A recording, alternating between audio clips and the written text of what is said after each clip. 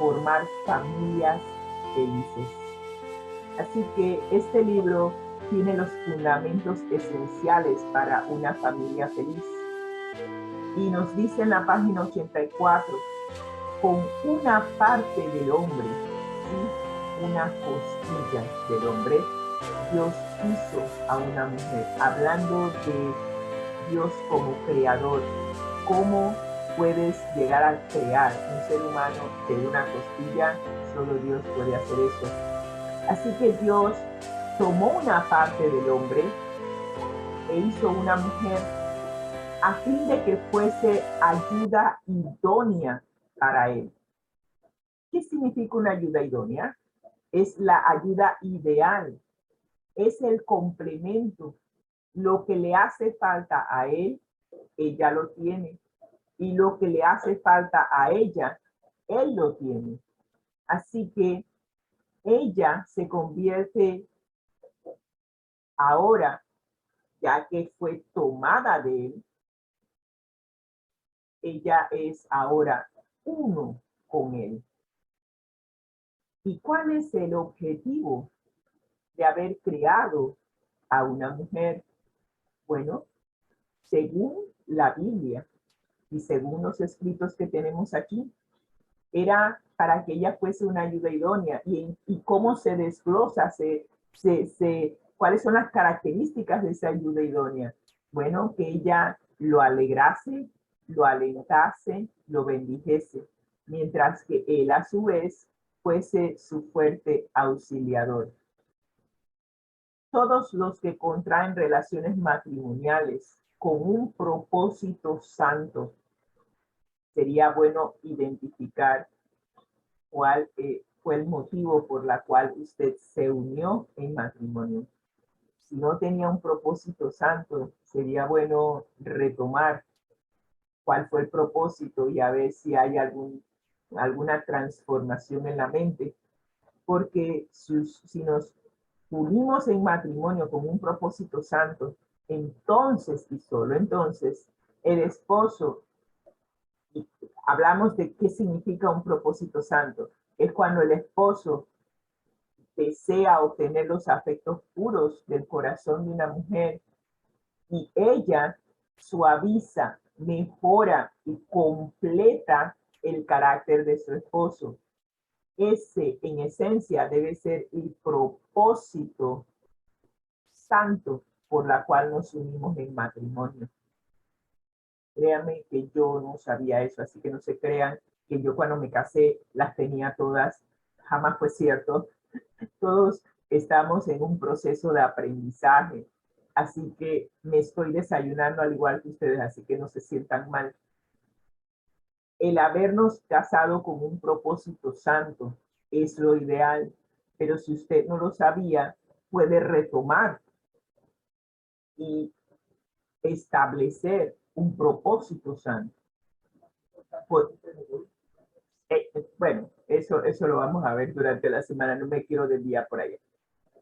Así que lo importante aquí es, y es algo que de repente hay que puntualizar.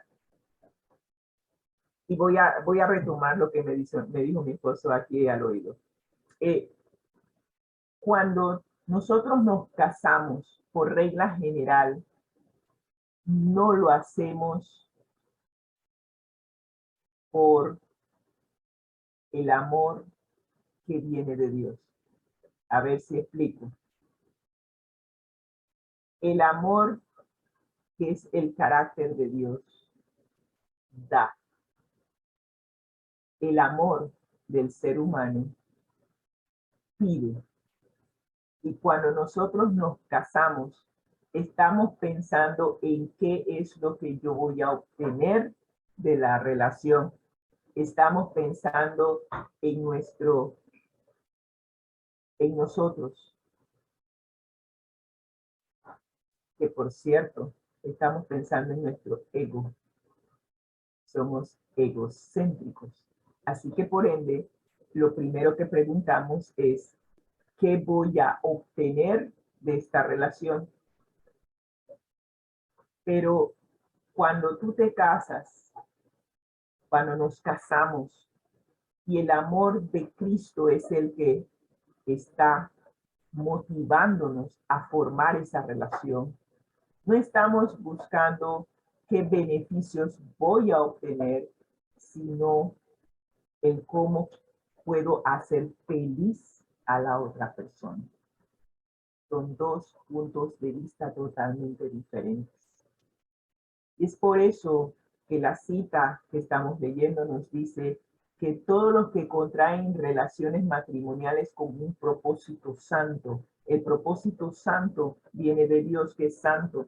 ¿Y qué es lo que hace Dios para manifestar su amor? Da. Así que si yo me caso con la idea de hacer feliz a mi cónyuge, entonces me he casado con propósitos santos, pero la mayoría no nos casamos así.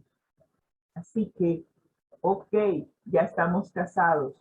¿Cómo podemos entonces subsanar el hecho de que cuando nos casamos estábamos pensando en nosotros mismos y no en nuestra pareja? En la medida en que el ente unificador que es Dios haga esa transformación en nuestras mentes, nuestros propósitos cambiarán y en vez de esperar que el cónyuge, nuestra pareja, nos haga felices a nosotros, nosotros somos los que vamos a dar el primer paso, motivados por el amor de Dios en hacer feliz a nuestra pareja, a nuestro cónyuge. Así cumpliremos el propósito de Dios para nosotros como pareja matrimonial. Cristo no vino para destruir la institución del matrimonio, tampoco vino para cambiarla. Y meto esa cuña allí, no vino para cambiarla. Desde el principio en el Génesis, él dijo, por tanto, el hombre dejará a su padre y a su madre y se unirá a su mujer y los dos serán una sola carne. Esa institución viene del Génesis, del aquel que creó a la mujer y de aquel que instituyó el matrimonio.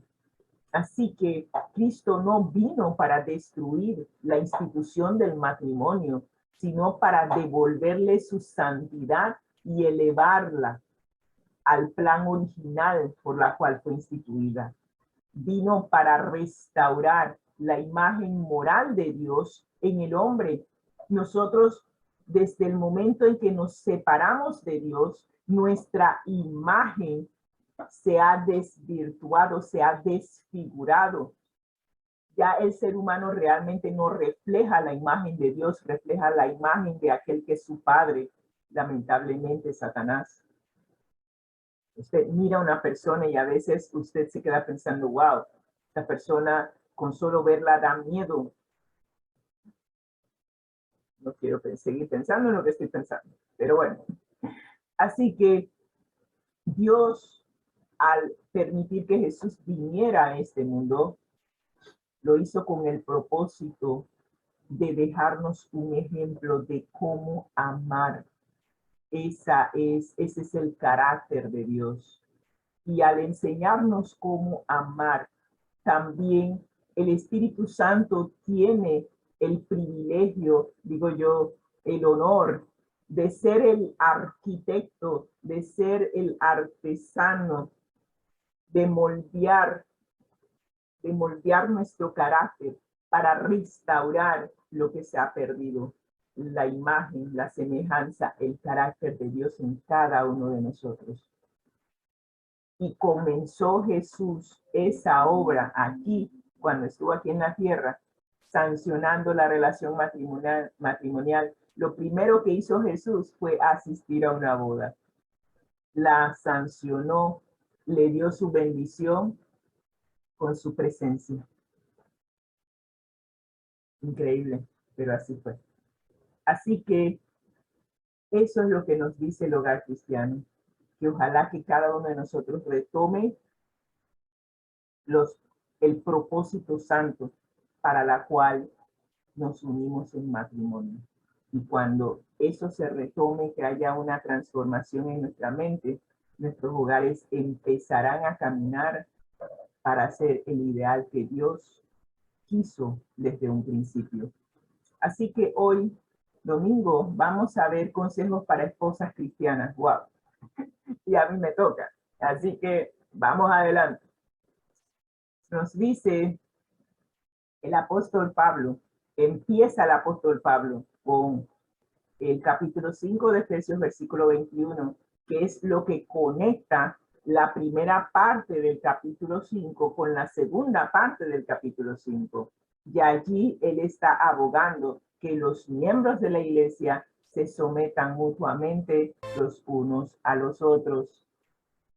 Y el someterse implica darle preferencia, respetarse, honrarse mutuamente, en vez de que sea lo que yo quiero, como yo quiero, cuando yo quiero.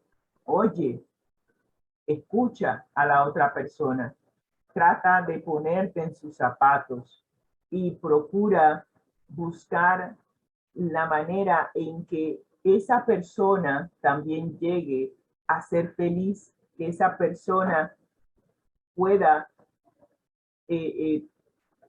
encontrar, entre los dos puedan encontrar tal vez un término medio o una tercera alternativa en donde ambos estén satisfechos.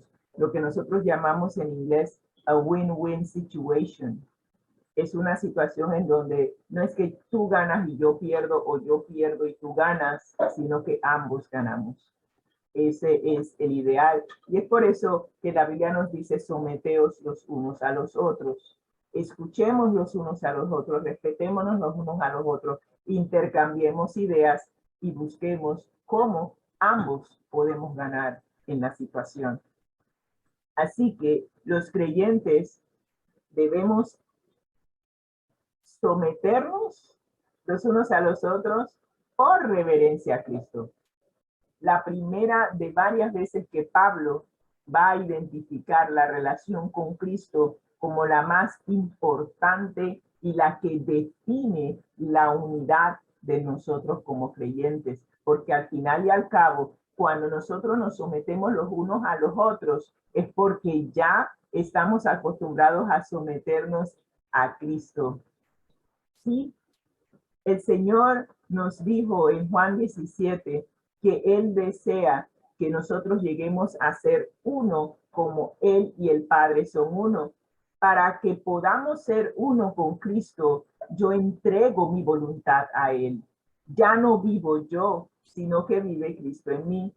Y si cada uno de nosotros está haciendo eso, está rindiendo su voluntad a Dios, será fácil el someternos los unos a los otros, porque nos vamos a dar la preferencia los unos a los otros. Imagínense una iglesia en donde el hermano dice: oye, me gustaría hacer tal cosa, y tú dices: bueno, me parece una excelente idea, vamos a hacerlo. Y el hermano dice: bueno, pero ¿cuál es tu idea? Y él le dice: ¿cuál es tu idea? Y dice: bueno, vamos a hacer la tuya. Y el otro le dice: no, mejor hacemos la tuya.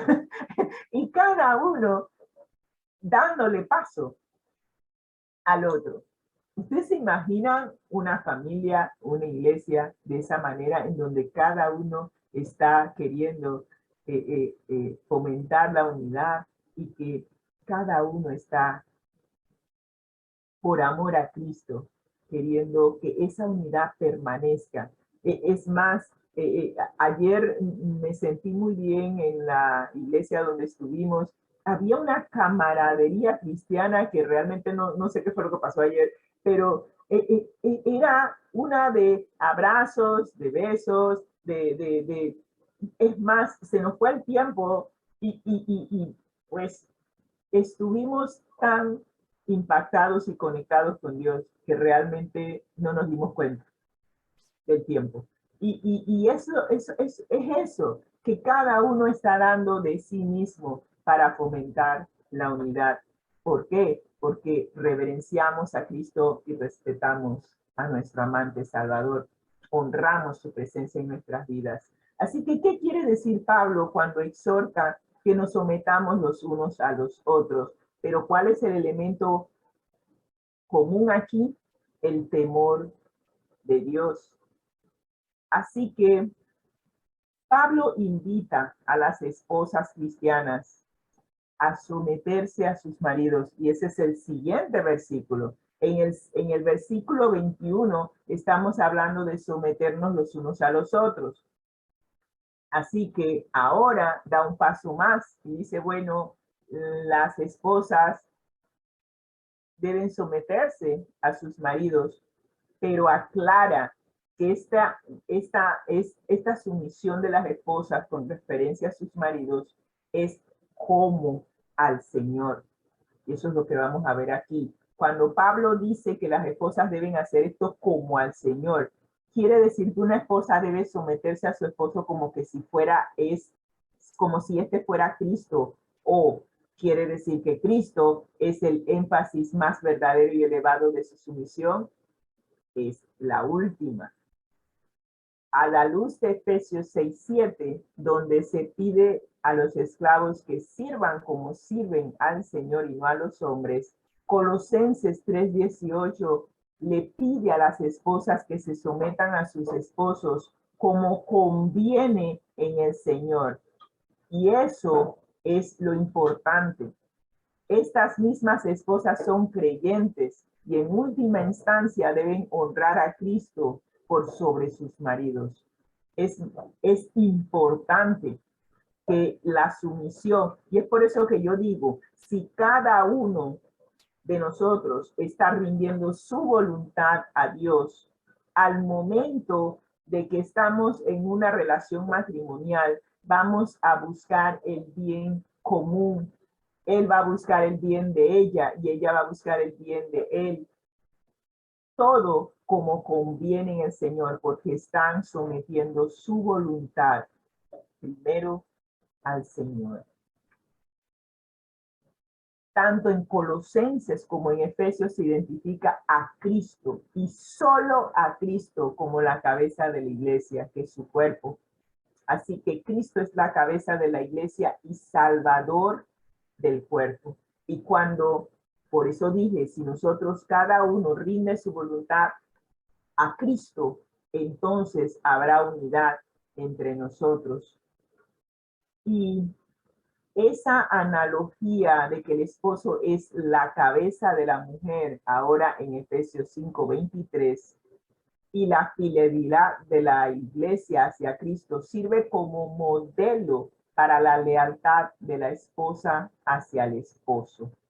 La misma fidelidad de la iglesia hacia Cristo es el modelo de nosotros para la lealtad de la esposa al esposo. El pasaje supone entonces que un matrimonio amoroso y afectuoso debe ser amoroso y afectuoso, y no disfuncional. Este versículo no debe interpretarse para apoyar ninguna forma de abuso doméstico. No es que el esposo es el que manda y tiene la última palabra por encima y atropellando al resto de la familia. Como dije, somos un equipo.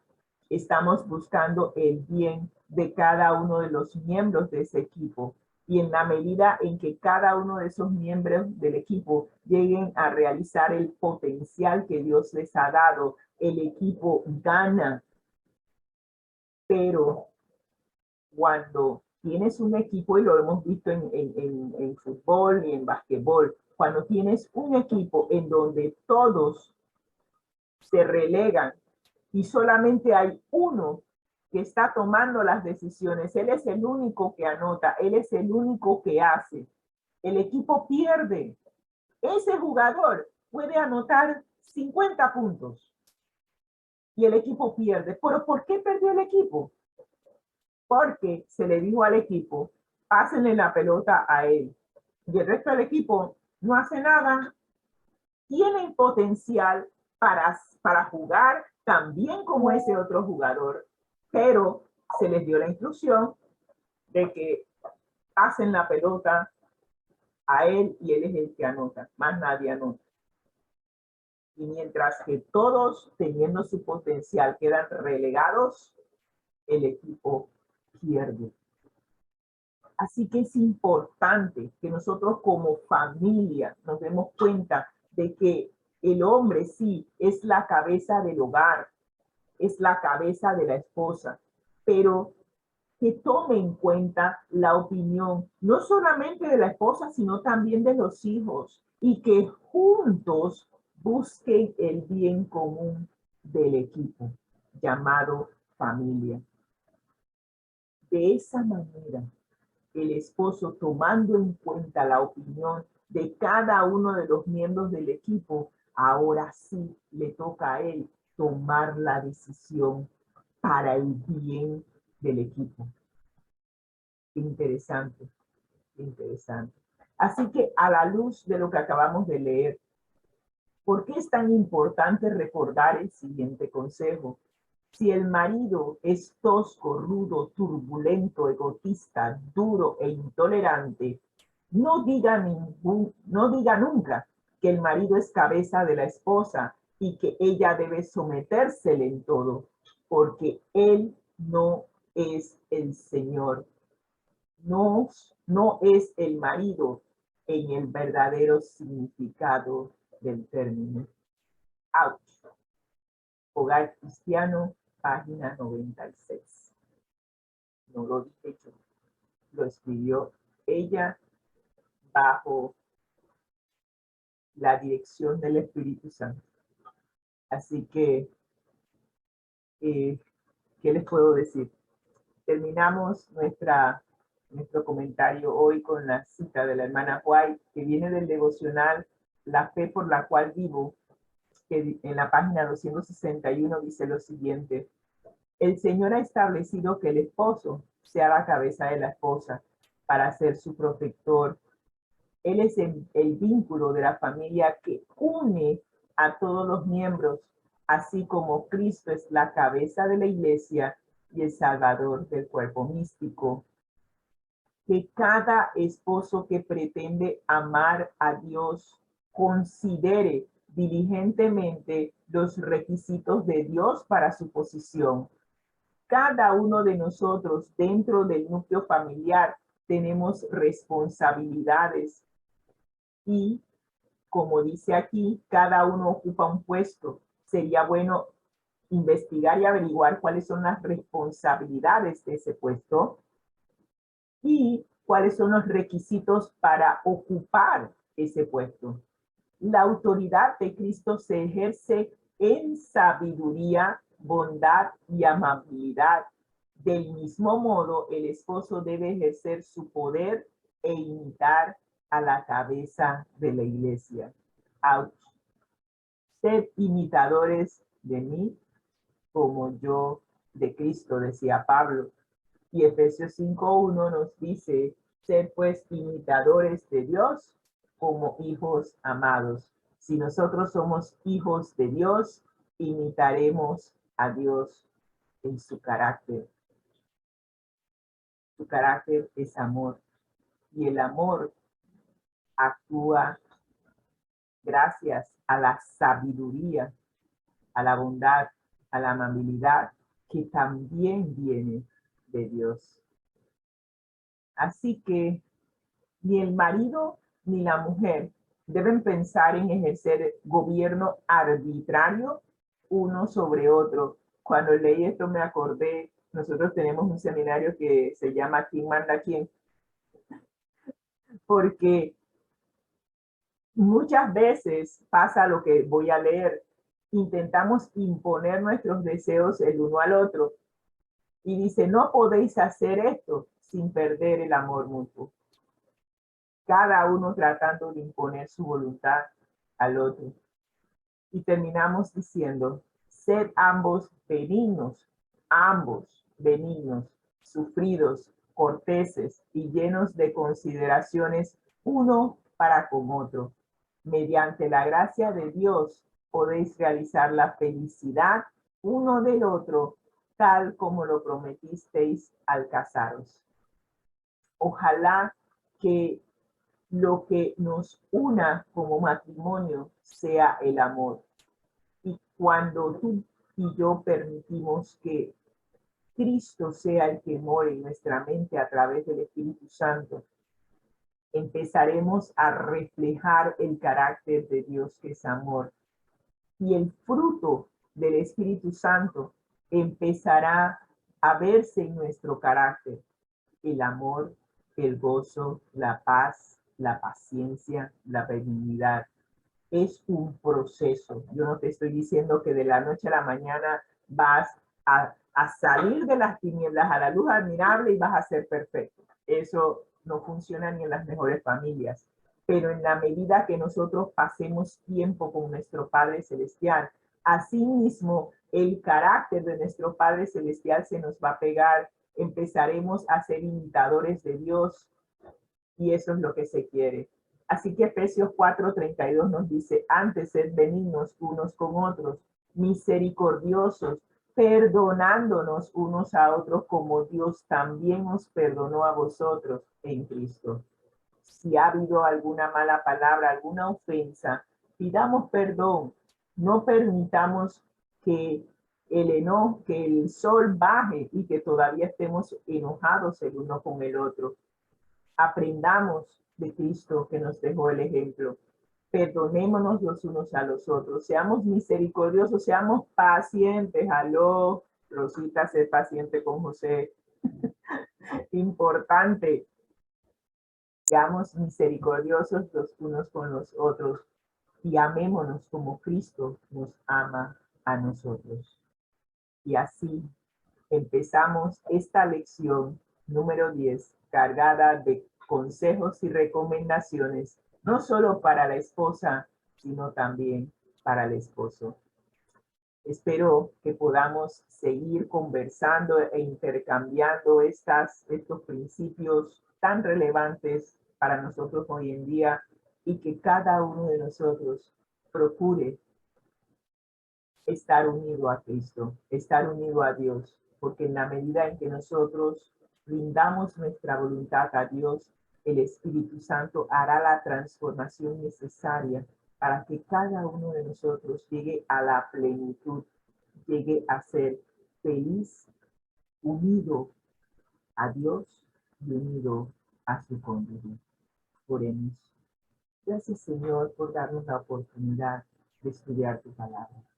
Realmente sabemos, Señor, que es tu deseo, es tu propósito, que nosotros los seres humanos vivamos felices y en armonía en nuestras familias. Es el plan del enemigo destruir las familias. Y si logra destruir las familias, destruye la sociedad. Que cada uno de nosotros permita que el pegamento, el ente unificador de nuestras familias, que es Dios, sea el que permanezca en cada uno de nosotros, que cada uno de nosotros llegue a ser imitador de Dios, y que de esa manera cada uno de nosotros pueda permitir que el Espíritu Santo restaure la imagen, la semejanza, el carácter de Dios en nosotros. Y si cada uno de nosotros empieza a imitar a Dios, inevitablemente nos uniremos los unos a los otros. Gracias, Señor, por ser ese pegamento, por ser el ente unificador, por ser nuestro Padre, aquel que nos ama, que lo dio todo por nosotros, para que todo aquel que me crea no se pierda, mas tenga vida eterna. Que ese sea nuestro deseo y nuestra oración, en el nombre de Cristo Jesús. Amén y amén. Que el Señor les bendiga, que tengan un excelente domingo.